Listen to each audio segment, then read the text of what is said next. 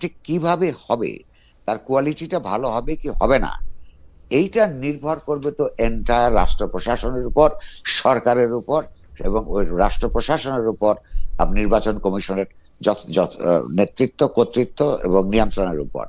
সেইটা আরো কয়েকদিন পরে বোঝা যাবে। তারা তো বক্তৃতা দিচ্ছেন, তাদেরকে ডেকে তুলছেন, হ্যাঁ, সক্রিয় হতে বলছেন, এবং রাজনৈতিক দলগুলোকে কতটুকু সহযোগিতা করে তার উপর। কিন্তু ঝুঁকি আছে, অর্থাৎ নির্বাচনটা যাতে সুন্দর না হয় তার জন্য অনেক মহল, হ্যাঁ, আপনার চেষ্টা করবে। তো এইটা বাংলাদেশের জন্য এখন সবচেয়ে বড় চ্যালেঞ্জ।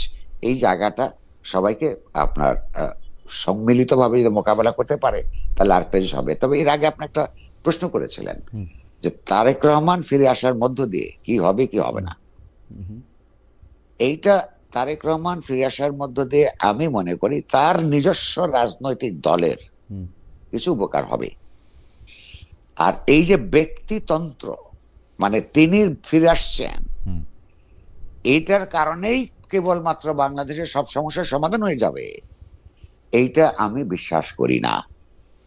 নির্ভর করবে তিনি কতটা গণতান্ত্রিকভাবে তার রাজনৈতিক দল চালান, তিনি যদি নির্বাচিত হয়ে আসেন কতটা গণতান্ত্রিক মানস নিয়ে তিনি আইন প্রণয়ন করেন, এবং যদি তিনি সরকার গঠন করবার জায়গায় পৌঁছেন কতটুকু গণতান্ত্রিকতা তিনি চর্চা করেন তার উপর। এই যে ইতিহাসের কাল্ট নির্মাণ করার যে একটা প্রচেষ্টা হচ্ছে, সেখানে আমি ইন্ধন দিতে রাজি নই, বা ওইটার অংশ হতে রাজি নই। কাল্ট দিয়ে কিছু হয় না। আমার কিন্তু এই বিষয়টা নিয়ে আরেকটা প্রশ্ন ছিল কবির ভাই। নানা রকম বিশ্লেষণে এই সরকারকে সব মানে দুর্বল সরকার মনে হচ্ছে, দুর্বল থেকে ওই সরকার আরো দুর্বল হচ্ছে, মানে তার যে গ্রিপ, সেই গ্রিপ আরো আলগা, মুঠি আরো আলগা হচ্ছে। তারেক রহমান সাহেব দেশে ফিরলে এই মুঠি কি আরো আলগা হবে? মানে এই 2 মাস কি এই সরকারের পক্ষে, একটা সরকার চালাইতে গেলে যেরকম নিয়ন্ত্রণ বা ইয়া থাকা দরকার, সক্ষমতা থাকা দরকার, সেটা কি আরো কমবে? আপনার কি মনে হয়? ওই যে আমি আগে বলছিলাম যে এখনো পর্যন্ত উপাদানগুলি মনে আছে, এই উপাদানটা একটু ব্যাখ্যা করি তাহলেই হবে ছোট করে। জি। 3টা শক্তির প্রতীক হিসেবে এখানে উপস্থিত আছেন।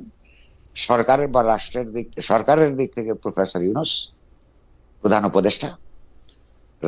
রাজনৈতিক দলগুলোর তরফ থেকে প্রধানত বিএনপির তারেক রহমান, এবং সশস্ত্র বাহিনীর পক্ষ থেকে সেনা প্রধান। এই 3টা শক্তি এই মুহূর্তে সবচেয়ে গুরুত্বপূর্ণ। এটা তারা কেন গুরুত্বপূর্ণ হওয়া উচিত কিনা সেটার আরেকটা তর্ক।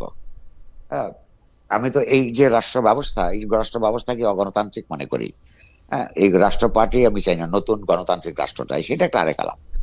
প্রশ্নটা হচ্ছে যে নির্বাচনের জন্য এই 3টা ফ্যাক্টর যদি এক থাকে তাহলে নির্বাচনটা হবে।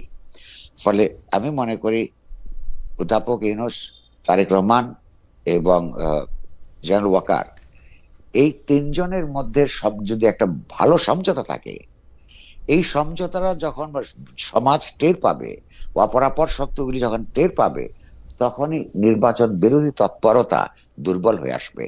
আবার সেইখানেই আবার নির্বাচন কমিশনও ওই প্রশাসনের উপর তার কর্তৃত্ব চর্চার জন্য আপনার শক্তিমান হবে। ফলে এই কারণেই বলছি যে এদের মধ্যে যাতে ভাঙন ধরে সেটাও চেষ্টা করার লোকজন আছে। এটা আমরা মাঝে মধ্যে নানান লক্ষণ দেখি। ইউনূস সাহেব যদি নির্বাচনটা সত্যিকার অর্থে করতে চান, অর্থাৎ তার যে সমস্ত লোকেরা নির্বাচনটাকে প্রলম্বিত করে আরো কিছুদিন ক্ষমতায় থাকতে চান, অথবা ক্ষমতার বাইরের যারা এই ক্ষমতাকে ব্যবহার করে নিজেদের রাজনীতিকে এগিয়ে নিতে চান, তাদেরকে যদি নিয়ন্ত্রণে আনতে পারেন এবং অন্য 2টা ফ্যাক্টরের সঙ্গে একটা সমঝোতার মধ্য দিয়ে ইলেকশনটা করার উদ্যোগ নেন, তাহলে সফল হবে। তা নাহলে বাংলাদেশের কপালে আরো অনেক দুর্ভোগ থাকবে। আমার মনে হয় না যে তারা এই 3 পক্ষে এটা বুঝতে পারবেন এবং বাংলাদেশের মানুষকে এই দুর্ভোগের মধ্যে ফেলবেন না। আমার সর্বশেষ প্রশ্ন, অনেকেই বলতেছেন যে এই দেশের সরকারে যে ইন্টারিম গভর্নমেন্টটা ছিলেন তাদের মধ্যে কেউ কেউ আসলে বিদেশে আশ্রয় নিতে হবে, কেউকে পালিয়ে যেতে হবে। এটা অনেকে মানে কি মানে এনসিপির পক্ষ থেকে বলা হয়েছে, বিদেশি ইনফ্লুয়েন্সারের পক্ষ থেকে বলা হয়েছে, নানা লোকদের পক্ষ থেকে বলা হয়েছে। আপনার কি এরকম কোনো কিছু মনে হয়? আমার প্রশ্ন, ডক্টর মোহাম্মদ ইউনূস ক্ষমতা হস্তান্তরের পরে কি তার যে স্বাভাবিক কার্যকর্মগুলি সেগুলি করতে পারবেন, তার উপদেষ্টারা করতে পারবেন? কেন আমি এই প্রশ্নটা করতেছি, কারণ আমারও শেষ দিকে মনে হইতো, শেষ দিকে না, শেষ 2, 3, 4 বছরে মনে হইতো যে শেখ হাসিনার জন্য কোনো এক্সিট প্ল্যান নাই। এইটাও উনাকে আসলে অনেক দুর্বল, আপাত দুর্বল, কিন্তু অন্যান্য জায়গায় অনেক নিষ্ঠুর করে তুলতেছে। ডক্টর মোহাম্মদ ইউনূস এবং তার উপদেষ্টাদেরও কি এই ভয় আসে কিনা যে এক্সিটটা? আমার এখন তারা যদি মোটামুটি সুষ্ঠুভাবে একটা নির্বাচন করে দিতে পারেন, হ্যাঁ, তাহলে মানুষ আর কে ওই ইউনূস সরকারের মধ্যে ছিল এটা মনেও রাখবে না।